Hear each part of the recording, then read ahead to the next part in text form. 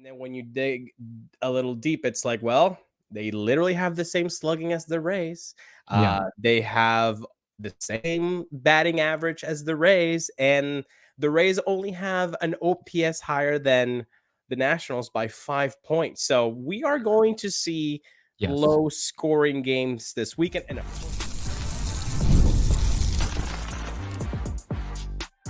you are Locked On Rays, your daily Tampa Bay Rays podcast. Part of the Locked On Podcast Network, your team every day.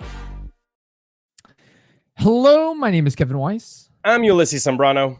And we're the host of the Locked On Rays podcast, part of the Locked On Podcast Network. Thank you for making us your very first listen every single day. Be sure to check out and subscribe to our YouTube channel at Locked On Rays. You can also find us on X and Instagram at Locked On Rays and email us anytime, lockedonrays@gmail.com. Ulises, we have the Nationals coming to town for a 3-game set. And before we dive into that a little bit, we have to tell the audience something important. Yes, and that's that this episode of the Locked On Rays podcast is brought to you by Booking.com. Yeah. The right stay can make you a fan of any city, even your rivals. Check out Booking.com for your stay today. In fact, I'm pretty sure you used Booking.com when you went down to Miami. And you went to, I believe, Boston. And perhaps I'm getting this right, but you were around the Philly area? I was in the Philly area. I was in Baltimore. I was afraid for my life in Baltimore. Did go to Boston. Caught some great baseball. Saw a game at Fenway Park, saw a game in Reading, the minor league affiliate for the Phillies. You are going to fall out of your chair when you hear this. The game I went to, Reading Phillies, AA, they had 8,000 fans in attendance.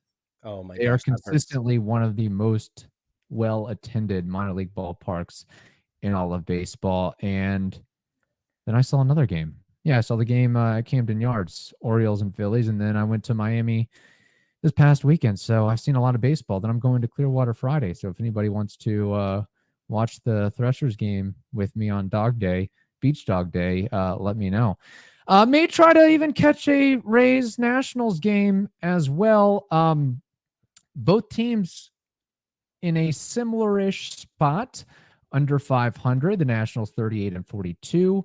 The Rays 40-41. Both teams are in the heat, in the thick of a wild card race in both of their National League and American League divisions. Frankly, I think the Rays, as much as we've hammered on them this season, are a more well-rounded and better team than the Nationals, but the Nationals might actually have an easier trek and track to make the playoffs just based on what the Rays have in front of them with their remaining schedule and the competition around them for the wild card.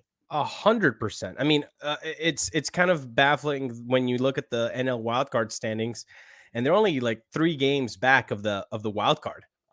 So that does make you feel like maybe they do have a better chance at being a playoff team than the Rays, and that's what context means, people. Yes. Context matters. So yeah, are the Rays a better well-rounded team and possibly a little bit better than the Nationals? I think so.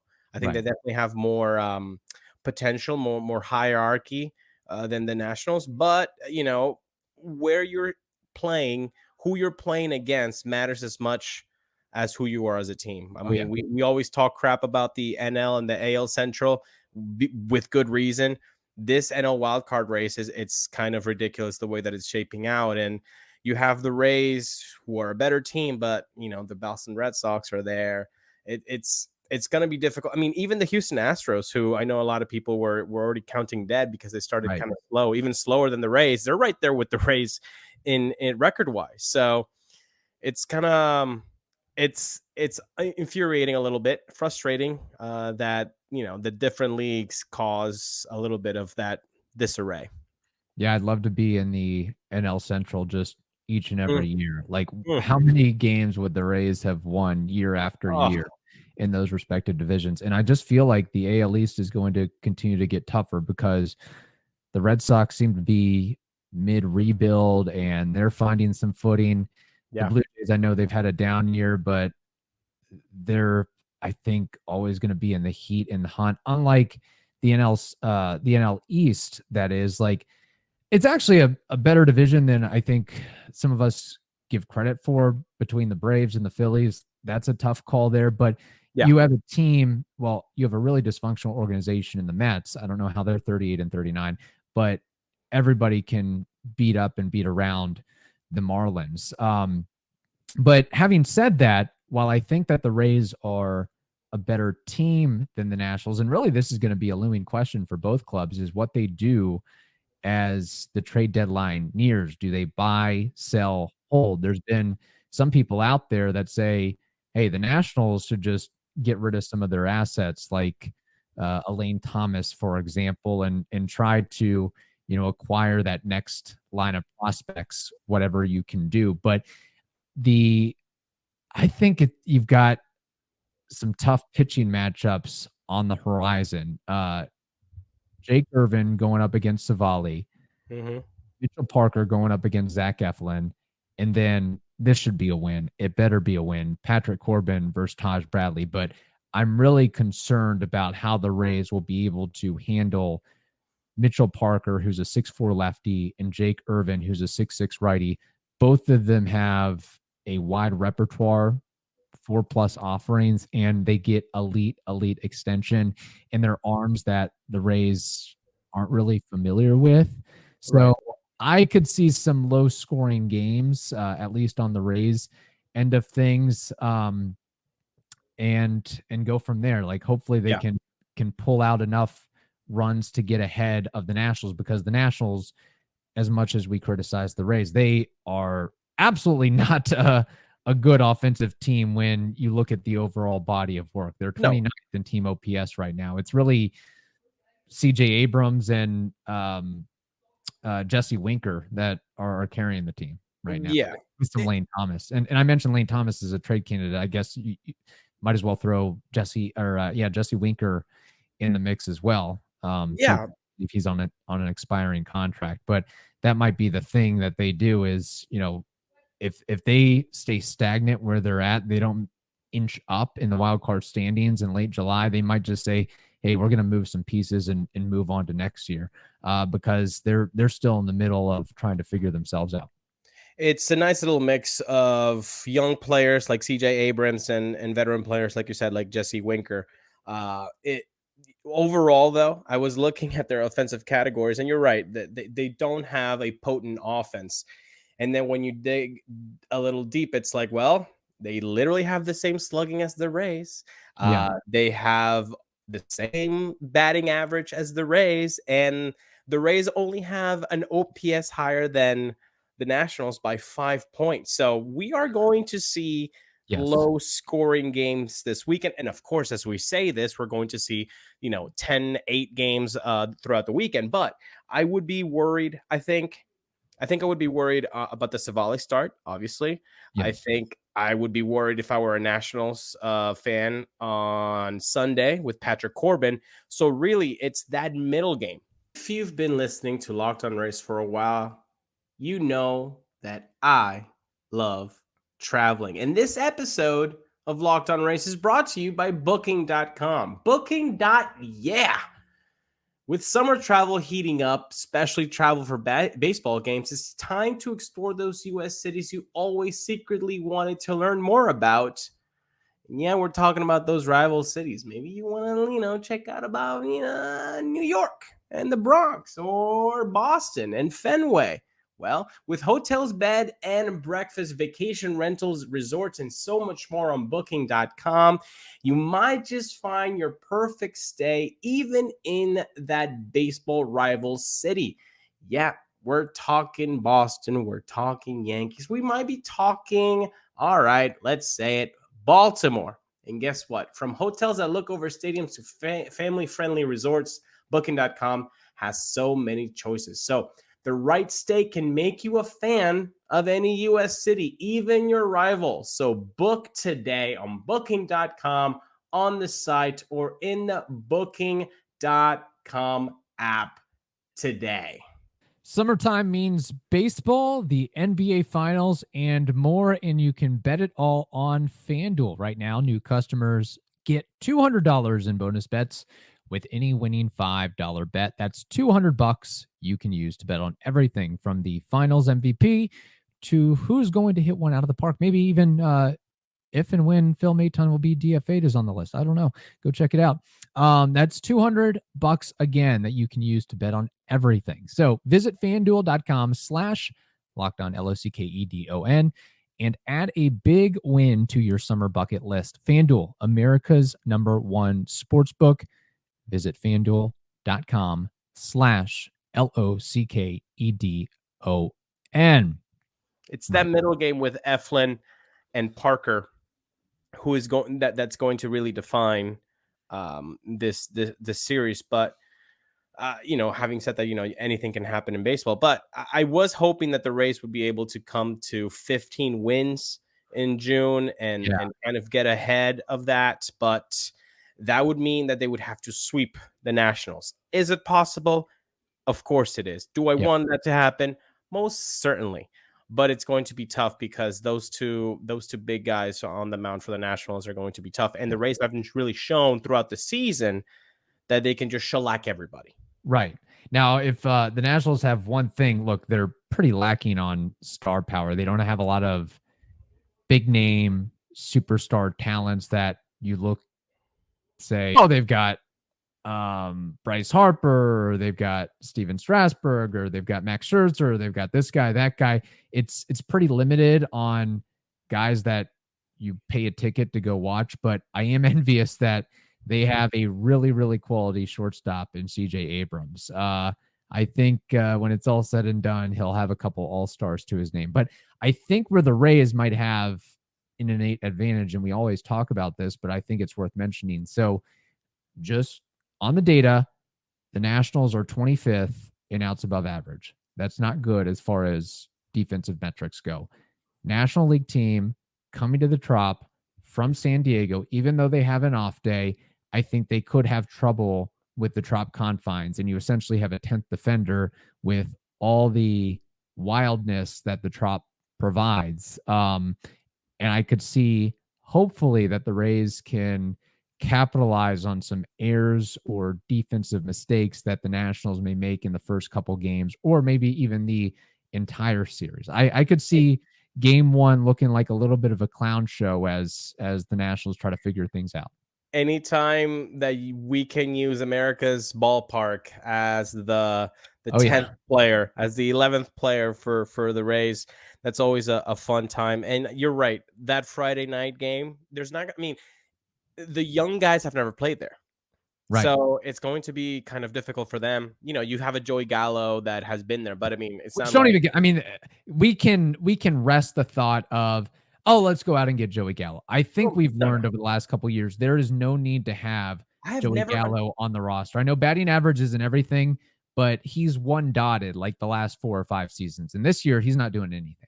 Yeah, and by the way, the one dot is on the batting average, but regardless, the WRC plus, any way you slice Joey Gallo as a baseball player anymore, like it's just not worth it. But I never understood that oh my God, Joey Gallo would be great. I remember everybody just like slobbering all over this guy. But regardless, going back to the defense, yes, it should be a clown show, hopefully in the Rays' favor, and that they can actually capitalize on that. Because the Nationals can make all the mistakes that they want, but can you actually take advantage and get that key hit?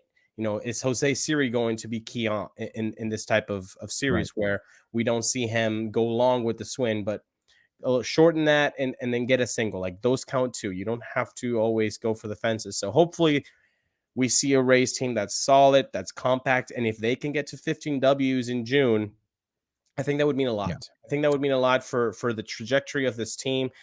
The deadline is approaching. You got to start hitting that accelerator. Oh, yeah, for sure. And for the record, just to check my facts here, Joey Gallo this season, 164 batting average, 606 OPS. Last couple seasons, 177, 741, 160, 637, 199, 809, 181, 679. So he's hit home runs, but like he hit a lot of home runs in 2021, 38, but he has not hit enough those other seasons to justify what he's doing or not doing at the plate. Like maybe it's a little bit of, I would get it more so if, okay, you're batting 180 and you have a 350 on base percentage, but that's really not the case with this guy. So I think we can leave it all to rest that we don't really have a need or a role for Joey Gallo at this point. No. All right. Continuing, we have more of our interview with WTSP Channel 10 reporter Aaron Parseghian. That's coming up next. You know the answer to all these questions, okay? But let's do it anyway. What is the only ticketing app that gives you complete peace of mind when you purchase? Game Time. What's the ticketing app that lets you see the view from your seats on your phone before you buy? Game Time. Which is the ticketing app that you can buy tickets in seconds with 2 taps? Game Time. You know this. Game Time is the ticketing app that can do all of these things. And plus, they've got things like zone deals, which you can save a lot of money when you choose this option because you're telling Game Time, hey, this is the section I want to sit in. You pick the seats, and then that way I can save money. And isn't that nice? That's very nice for me, and I know it's nice for you. So today, take the guesswork out of buying MLB tickets with Game Time. Download the app today. Create an account. Download the Game Time app today. Create an account and use code LOCKEDONMLB for $20 off your first purchase. Terms apply. Again, create an account and redeem code LOCKEDONMLB for $20 off. Download Game Time today. Last minute tickets, lowest price, guaranteed. Obviously, if most people are not okay with, giving billionaire owners, money to build a stadium. I think, that has been grown in numbers, throughout the years. And of course, this is happening. The owner is going to get some money from the city and from the county. Have you noticed a big section of St. Pete of Pinellas County residents that are incredibly vocal against this this vote, against this redevelopment, or actually has it been kind of quiet in numbers when they're talking against this plan? Well, I can't speak for everyone, but there are groups out there. I've done interviews with them. One of them groups called No Home Run. They've been outside the meetings with signs, asking city council to come up with a better deal. And it really hinges on that whole factor that the public is going to be paying money for a private company to own land and to operate a stadium and make money off that as well. And that city's total investment, I think, is over $400 million when you factor in things like interest and the county also putting money on top of that. That's a significant investment. So I think anytime you're using taxpayer money, which this is, that's something people have concerns with, obviously. I think, at least 2 of the city council members who voted against those initial votes, one of them, Councilmember Richie Floyd, who I've interviewed, several times to this point, after every kind of step in this process, that's the main hangup for him. He doesn't think that, taxpayers should be subsidizing the cost of a stadium. Now, on the other side, they're arguing that this investment is an investment for the future of the area. It will keep this team as like a cornerstone of St. Pete as St. Pete grows with it. And they think that investment that comes along with the partnership with the development group is, they're also investing billions of their own dollars into the area, getting businesses, building some of this affordable housing that the city and Mayor Ken Welsh want, doing a lot of things with the area that hasn't been utilized basically in the correct way for 40 years since the initial development happened. Now, speaking on the would-be stadium for a moment, in all your coverage and just in looking at things and what people have said, what do you consider to be the coolest, most unique or feature of the hopeful new ballpark as far as a design or architectural feature in the fan experience? Like, what stands out when it's all said and done that we can say, man, that I'm glad that they did that or included that with the build out? Well, I think the stadium itself is really cool, especially with, the idea they have for, it's going to have the dome roof, obviously, which helps because, as we know, summertime baseball game in the evening, you're going to deal with either Mhm. rain, storms, or you're going to deal with some humidity that you don't want to be sitting outside of.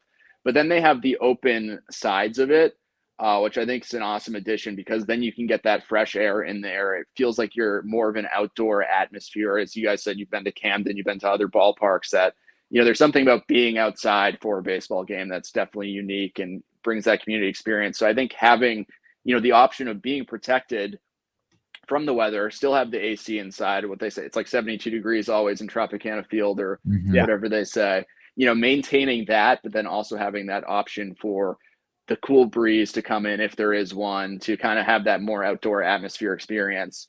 And then I think just the idea of making it this, ballpark within its own kind of community is a cool feature too. And there's a lot of talk, obviously, about Truist Park in Atlanta, what they did with that area and Yeah. kind of doing their own thing, but doing it a St. Pete, Florida version of that, having, kind of the Florida feel to this whole district that could really change that area more than what is, just a giant dome sitting in a bunch of parking lots right now. Right. Well, that's great because let's talk about expectations between what is and what could be. What are the expectations in terms of fan experience and amenities, like you were just talking about, in the new stadium compared to, of course, America's ballpark, Tropicana Field? I think that's the number one thing, right? Because if you go to Tropicana Field now, I mean, you have Ferg's there, which is an awesome place. You walk down the tunnel. Outside of that, though, there's not much, directly within that stadium area where you can hang out outside of, um, go to a bar or something, get drinks, hang outside the stadium, head in maybe like a few pitches into the first inning and not worry about where you're at. And there's going to be more than just one option for that. And I think the idea of, even if you don't have a ticket to the game, you can still go out there and hang out. There's still going to be a ton of stuff going on. Kind of adds to that whole experience. If you've been to Wrigley or, Boston, which are Fenway, it's different areas, obviously, kind of more highly developed, but then you also have that, space where you can walk around if you can get into this area, kind of hang out outside the stadium and kind of get a feel for the game ahead of time, which I feel like Tropicana Field kind of lacks right now. It's not like a big, we're going to hang out outside for a little while, then go into the game. There's no really that real tailgate experience from what I've Right. seen. Now, besides the 81 home games and hopeful playoff games as well, what will the Trop also be? Not the Trop. Oh my gosh, slipping the tongue there. The Trop new stadium, Tornado. whatever it's be named, Public Yeah. Park. Yeah, there we go. Concerts, expos, markets. Like, what's going to be used? What is it going to be used for the rest of the time, the idle time when baseball isn't played there? Yeah, it's going to be a concert venue, event space. We've seen some of the stuff they've done at Tropicana Field. I think one of the things they've talked about a lot is Royal Rumble being there. They Oh, think yeah. this adds to that whole experience too. It's going to be a bigger draw for concerts because they can get, I think on concerts, they were saying the capacity is around 50,000 people. So you get bigger names there and kind of open that whole experience up because they want to utilize this thing year round. They don't want it to be just, a baseball stadium. They want to make sure that area is going to be active 365 days. Makes sense.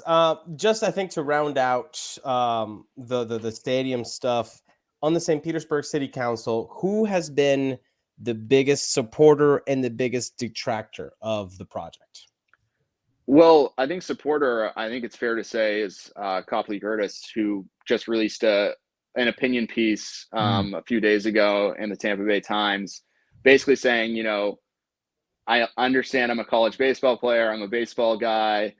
So a lot of people think I'm kind of slanted in that way, but then he kind of listed out the reasoning. He's been, behind the scenes on some of this drawing up the contract stuff, having these business discussions with the Rays and things like that. And he kind of goes step by step about why he thinks this is an investment, not just for now, but for the future.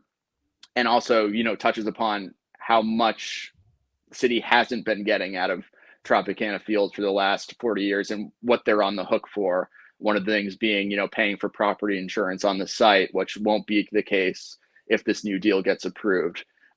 Property insurance, as everyone knows, with a home here is super expensive. The city, I think, pays, $2 million a year for property insurance, which probably only goes up over these next few years. Not paying that alone would help out. And then obviously he points to some of the revenue it could generate from, different events. Against it is one of the guys I mentioned earlier, Councilmember Richie Floyd, who I've interviewed in the past. And one of the things he says, everyone's on board with wanting to redevelop that area. He doesn't think, a new stadium, the Rays, are a necessary part of needing to redevelop that area. He thinks it can be done separately, especially given the fact that it's going to cost taxpayer money to do it, just philosophically against subsidizing sports stadiums with taxpayer money. And then just to tie a bow on the stadium stuff, is the idea to have it be a 30-year lease, or do I have that incorrect? Yeah, correct. So 30 years, that's kind of what goes into it. And then they have an option to extend it for, I think, another additional 5 years, and then 5 years, like a player contract option. Basically, they can extend it. What the Rays ownership was saying, like, that's written in there because they plan on extending it longer than 30 years. The idea with the 30 years is you don't know what's going to happen with the area later on down the line. They don't know what else, might need to be added to the area. But they want to have that option in there to re-up, so to speak, after that 30 years. And the thing about the 30 years too is, so, the stadium's going to be the first thing built because they want to be in there by 2027 or 2028. And then the surrounding area, the affordable housing that they're going to be on the hook for to build, whether on location or in other parts of the city, that stuff's going to happen down the line 10, 15 years. So like the totality of the project could take that long as well. Understood. Before we do the quick hitters, because we have some quick hitters, we're going to put you on the hot seat for a little bit. Before that, let's get to your background. Where are you from? How you said two years here at Channel 10? Like where did it all begin for you, Aaron? So I grew up in Watertown, Massachusetts, right outside Boston. So grew up a huge Boston sports fan, still a massive Celtics fan. So I've been having a good couple of weeks. Oh, you've been having a good week. Yeah. It's been a fun run, especially after some heartbreaking losses the past few years. But yeah, I grew up in Boston and then came here from Michigan. So I was working at TV stations in Michigan for, 8 years prior to coming down here. So kind of been around the country as part of this job, and happy to be here in St. Pete. Not a lot of palm trees in Massachusetts or Michigan. No. So, well, I'll kick it off here, Ulises, if you don't mind. So I'm under the presumption that you're a big Boston sports fan, but if there was only one team that you could watch for the rest of your life, who would it be? Would it be the Celtics, the Red Sox, the Bruins, so on and so forth? Who would you pick? It's Celtics 100%. It's always been the Celtics for me, especially now it's easier to say because I kind of fell off the Red Sox train after the Mookie Betts trade and kind of everything that's been going up there. I mean, I don't even really follow them to this point. Pats are kind of in the same spot. Obviously, I watch every Sunday, but it's like, we're up there with the Carolina Panthers at this point. So we're down there. So I'm a Celtics fan through and through, and basketball is my favorite sport growing up. So that's what I'll be watching. Sounds good. Oh, how about favorite food? Favorite food? It's kind of a cliche answer, but I just love steak. Steak, rice, some greenery of some sort just to have it on the plate. But steak, medium rare, ribeyes, strips, whatever. Perfect. Not a bad choice. Okay, in your downtime, when you're not on the television screen, what do you like to do for fun as far as a hobby? Hobby, I like, working out, playing a little golf here and there, collect basketball cards, doing some other nerdy stuff, playing video games. I kind of do a lot of things in my downtime, scrolling social media way too much. Yeah. The usual stuff. The doom scrolling. Well, we're soulmates, I guess. Golf, working out, Yeah. covering it all. Kevin's a big golfer. Are you a top golf guy or you actually go to the course? I actually go to the course. I honestly, it's a shame how little I've played since moving to Florida. Mm. Because when I first like got the job here, I was like, oh, I'm gonna be playing year round. Like this is gonna be perfect. And then I like failed to get out as much as usual. But yeah, I grew up playing in high school and all that. Definitely significantly worse in my game, but I'm probably like a 13 handicap, so not awful, but like I'm not wowing anyone out there. So he could beat Evan Klosky is what I'm hearing. I think so. We have to get on the course too, but yeah, hopefully he'll hear this. I've played with him before. He can hit bombs. I'm telling you, he is sneaky strong. Oh, he's I like can see him generate that torque. Yeah, he's a Brendan Lau. He's a Brendan Lau guy. Although he's a righty. Good to know. Favorite TV show? That's a loaded question. Are we talking comedy? Are we talking drama? What are we? Give me one comedy. Give me one drama. Comedy. It's got to be Always Sunny in Philadelphia. Great choice. Drama, I have to go Sopranos.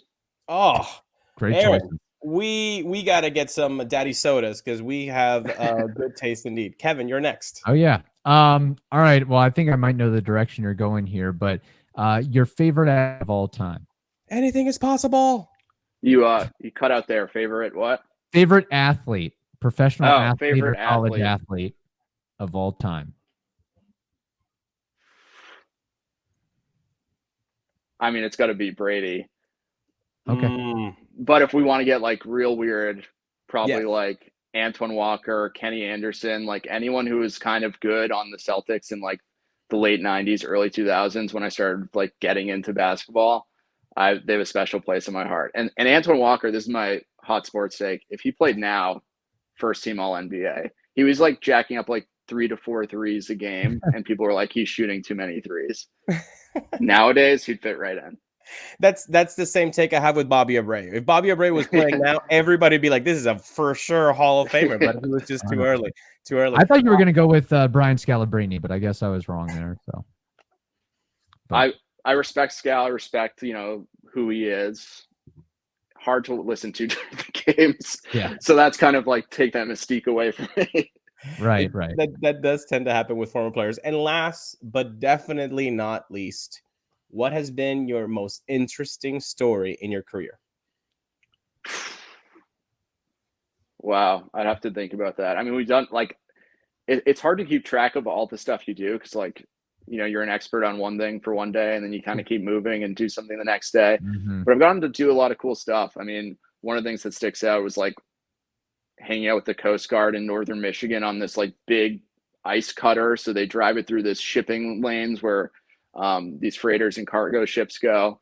And, it's minus 20 degrees out and you're standing up there watching it like cut through these giant icebergs. And it was a pretty cool experience. You're freezing to death, but like things like you never think of that we get to cover and get to see in person is like really cool and rewarding part of the job. Awesome. And then Aaron, anything you want to plug, social media, usually times that you're on television, just the floor is yours for that. Yeah. Watch Channel 10. My opinion, best local news, in-depth coverage, interesting community stories. I'm on at 5 and 6 o'clock at night, Monday through Friday. So our evening shows. And then, follow me on Twitter or X, that name there. You're going to see a lot of stuff about local news, politics, and then me like ranting about the Celtics, posting pictures of Bronny James in Celtics jerseys, hoping for him to get picked in the second round by us, but we'll see.